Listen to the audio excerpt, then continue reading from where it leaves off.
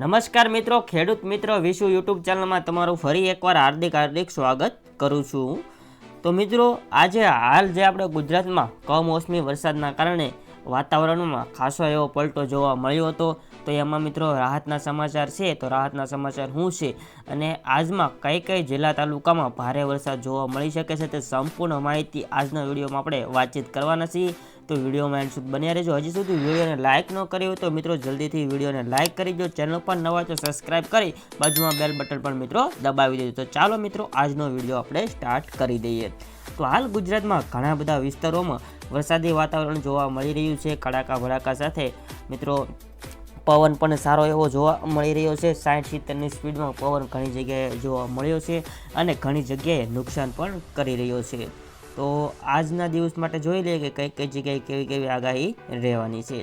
તો આપણે તારીખ 11ને ત્યારે 12 વાગ્યાનું રીડિંગ સેટ કરીએ છીએ। તો 12 વાગ્યાના રીડિંગમાં આપણને ખાસો એવો કોઈ પણ પલટો જોવા મળતો નથી। 11 વાગ્યાના રીડિંગમાં આપણને વેરાવળ સાઈડ જે દરિયા કિનારાનો પટ્ટો છે તેમાં મિત્રો તમને આપણને થોડીક હલચલ જોવા મળી રહી છે। ખાસ કોઈ હલચલ આપણને જોવા મળતી નથી। તમે મિત્રો જોઈ શકો છો આટલો છે જે અહીંયા વેરાવળ આપણે આવી જાય છે એટલો સાઈડ પટ્ટામાં આપણને થોડુંક રીડિંગ જોવા મળે છે। બાકી અહીંયા ઉપર થોડું રીડિંગ જોવા મળે છે। પણ આપણે ધીમે ધીમે જે મિત્રો છે તે પૂરા ટાઈમ પણ જોઈ લઈશું। તો આગળ વધી થોડુંક તો આપણે મિત્રો અત્યારે ડાયરેક્ટ 4 વાગ્યાનું રીડિંગ સેટ કરી દીધું છે। તો 4 વાગ્યાના રીડિંગમાં આપણને એટલી જગ્યાએ નોંધપાત્ર ખાલી મિત્રો સામાન્ય વરસાદ જોવા મળી શકે છે। મેન તાલુકા છે ઉના, જૂનાગઢ, જામનગર, દ્વારકા, થાન, ભાવનગર સાઈડ નજીક છે પણ પ્રોપર ભાવનગરમાં આપણે કહી શકીએ નહીં। તો મિત્રો ઘણા બધા જે છે આપણે તેમાં તાલુકા જિલ્લા તો અમરેલી, બગસરા, જૂનાગઢ, ઉપલેટા, કુંડિયાળા, જેતપુર, બાબરા, પછી આવી જાય છે ગાંધાડા, પછી ઘણા બધા નીચે આવી જાય છે પાલેતાણા બાજુ। તો મિત્રો સોમનાથ જે છે સોમનાથ બાજુ તો ઓછો છે પણ ગોંડલમાં મિત્રો તમે અવશ્ય આપણે યલો એલર્ટ જોઈ શકીએ છીએ। એટલે કે એના સંભાવના છે આજ માટે પણ વરસાદની સંભાવના રહેલી છે।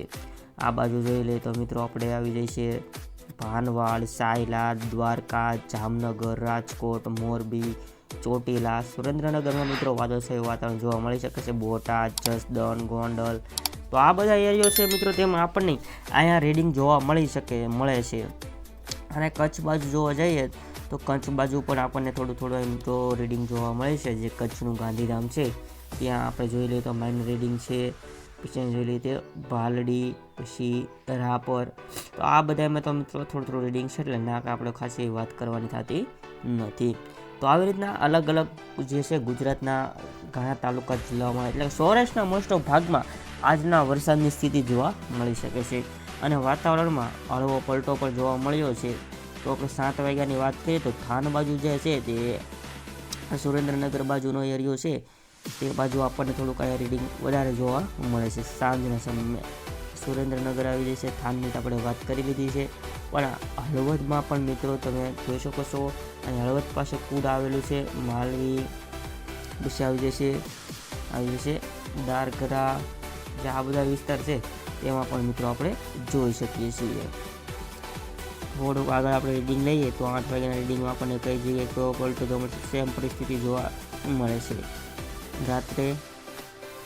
રાત્રે મિત્રો કાંઈ પણ જગ્યાએ જોવા મળતું નથી। તો આ થોડુંક રીડિંગ છે 4-5 વાગ્યા અને 1 વાગ્યા સુધીમાં મિત્રો તમે જોઈ શકો છો। જે આપણે વાત કરીએ ને તો આપણે 12 વાગ્યા છે બરાબર। તો 12 વાગ્યાની જે છે તમને મેં સિસ્ટમ પહેલાં દેખાડી હતી કે તમે મિત્રો જોઈ શકો છો। આ પહેલાં સિસ્ટમ આપણે દેખાડી હતી તો આ છે। તો આવી રીતના 12 વાગ્યાની સિસ્ટમ રચાય છે। પછી થોડુંક આપણે 1 વાગ્યાનો સમય લઈ લઈએ તો જે આ સિસ્ટમ છે ને દરિયામાં સિસ્ટમ હતી ને તે કલાકમાં આ સિસ્ટમ તો સક્રિય થઈ ગઈ છે। અને આ જે દરિયા કિનારો છે એટલે કે દ્વારકાથી આ વેરાવળ સાઈડનો દરિયા કિનારો છે તેમાં ક્યાં સુધી અહીંયા મહુવા સુધીનો એરિયો છે તે બધા મિત્રો કવર કરી લે છે। તો આ દરિયામાંથી જ મિત્રો ઉત્પન્ન થાય છે બધું। અને નીચે જો મિત્રો સુરત સાઈડ છે એ થોડુંક અહીંયા આપણને રીડિંગ જોવા મળી રહે છે। વલસાડ સાઈડ છે જે અહીંયા નંદુબાર આવી જાય છે ત્યાં સુધી આપણને રીડિંગ જોવા મળી રહ્યું છે। બાકી તો મિત્રો દરિયામાંથી જે સિસ્ટમ છે ઉના સાઈડની એ અસર કરવાની છે। તો આ વચ્ચે હવે હવામાન વિભાગ દ્વારાનું શું કહેવું છે તે પણ એક નજર જોઈ લઈએ। આપણે કાયમી આગાહી જોતા હોય છે બાકી શું આગળ પરિસ્થિતિ છે તે વધુ જોવાનું છે.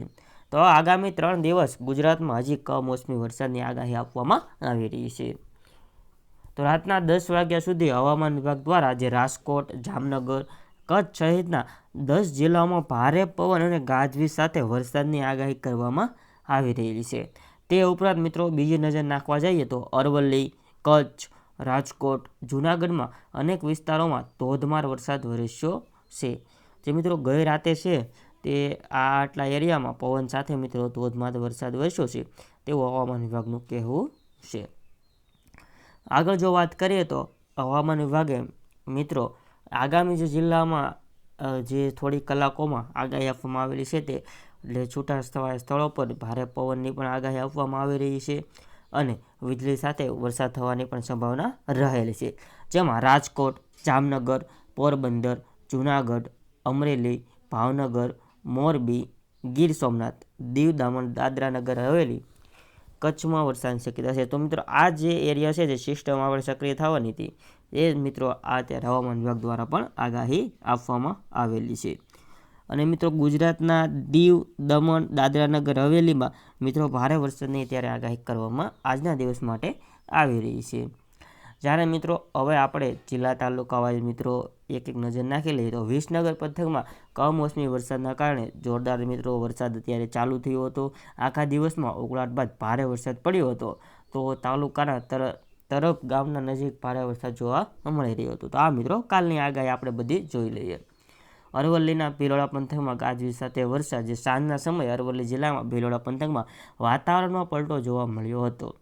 લીછરા, ઝુમસન, સુનસર અને ભિલોડામાં વરસાદ વરસ્યો હતો. કમોસમી વરસાદને કારણે બાજરી અને મકાઈના પાકને નુકસાન થવાથી ભીતિ સેવાઈ રહી છે. તો સાબરકાંઠાના જિલ્લાના વાતાવરણમાં પલટો જોવા મળ્યો હતો. જ્યારે ઈડર, વડાલી, ખેડબ્રહ્મા તાલુકામાં કમોસમી વરસાદ વરસ્યો. ઈડરના 2 કલાક જે મિત્રો 2 કલાકમાં ઈડરમાં 2 કલાકમાં 4 ઇંચ વરસાદ વરસતા નીચાણવાળા વિસ્તારમાં મિત્રો ખૂબ જ પાણી ભરાઈ ગયું હતું. રાજકોટની જો વાત કરીએ તો રાજકોટના જે મિત્રો કોટડા સાંગાણી તાલુકાના નવી ખોખરી, જૂની ખોખરી, ભાડવા સહિતના ગામ વિસ્તારમાં ત્રીજા દિવસે કમોસમી વરસાદે જૂની ખોખરીના સીમ વિસ્તારના ખેતરોમાં પાણી મિત્રો ભરી દીધા હતા. તો જૂનાગઢમાં સતત છે તે મિત્રો ત્રીજા દિવસે પણ વરસાદ જોવા મળ્યો. તો જૂનાગઢ શહેર અને ભવનાથ વિસ્તારમાં આજે ધોધમાર વરસાદ થયો. કાળવા ચોક, પછી ચિત્તાખારા ચોક, મોતીબાગ સહિતના વિસ્તારોમાં રસ્તા પર પાણી ફરી વળ્યા. બપોર બાદ વાદળછાયા વાતાવરણ વચ્ચે વરસેલા વરસાદે સમી સાંજ સુધી વરસાદની માહોલ જળવાઈ રહે ગામના પંથકમાં પણ વરસાદ નોંધાયો હતો. તો જૂનાગઢમાં મિત્રો ઘણો બધો વરસાદ નોંધાયો હતો. તો ગોંડલ તાલુકામાં પણ મિત્રો ગાજવીજ સાથે વરસાદ જોવા મળ્યો છે. ચરખડી નદીના ભર ઉનાળે પૂર આવ્યું. ગોંડલ તાલુકાના મોવાડી ગામે 30 મિનિટ 1 ઇંચ જેટલો વરસાદ ખાબક્યો. તો વીરપુર એટલે કે જલારામમાં જલારામ ધામ વીરપુર છે મિત્રો ત્યાં સતત ચોથા દિવસે પણ કમોસમી વરસાદનો કહેર વરસ્યો છે. તો કોટડા સાંગાણી તાલુકાના નવી ખોખરી, જૂની ખોખરી તે પણ મિત્રો આપણે આવી ગયું છે. બનાસકાંઠાની જો વાત કરીએ તો બનાસકાંઠામાં પાલનપુરમાં મિત્રો જે છે તે ભારે વરસાદ જોવા મળ્યો હતો.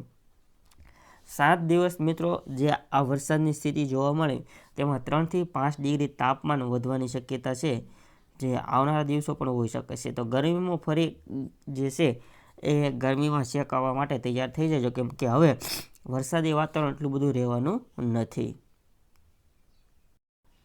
હવામાનના અનુમાન મુજબ મિત્રો અનુમાન છે કે આજથી આગામી 7 દિવસ સુધી મહત્તમ તાપમાનમાં 3 થી 5 ડિગ્રી સુધી જે મિત્રો વધારો થવાનો છે. એ સિવાય સાયક્લોનિક સર્ક્યુલેશન સક્રિય થવાથી આજે સામાન્યથી મધ્યમ વરસાદની આગાહી પણ કરવામાં આવેલી છે. આવનારા દિવસોમાં થંડરસ્ટોર્મ એક્ટિવ થશે. તો આવી રીતના મિત્રો આપણે જે રીડિંગ અને હવામાનની 2 આગાહી અહીંયા જે છે મિત્રો આપણે અહીંયા કવર કરી લીધી છે. તો બાકી તો મિત્રો આપણે કાંઈ અત્યારે બસતું નથી, જે આગાહી નહોતું તે આપણે કવર કરી લીધું છે. બાકી હવે આ વિડીયો આપણે પૂરો કરવા જઈ રહ્યા છીએ. જો મિત્રો આ વિડીયો તમને ગમ્યો હોય અને આપણે યુટ્યુબ ચેનલમાં નવા હોય તો પહેલાં વિડીયોને લાઇક કરી દેજો. કેવો લાગ્યો તે મને કોમેન્ટ બોક્સમાં જણાવી દેજો. સાથે યુટ્યુબ ચેનલ સબસ્ક્રાઈબ ન કર્યું તો સબસ્ક્રાઈબ કરી બાજુમાં બેલ બટન પણ મિત્રો દબાવી દેજો. તો આવા જ વિડીયો મિત્રો યુટ્યુબ ચેનલમાં આવતા રહેશે તો યુટ્યુબ ચેનલને અવશ્ય વિઝિટ કરતા રહેજો. તો મિત્રો ચાલો મળીએ બીજા વિડીયો સાથે. જય હિન્દ, વંદે માતરમ.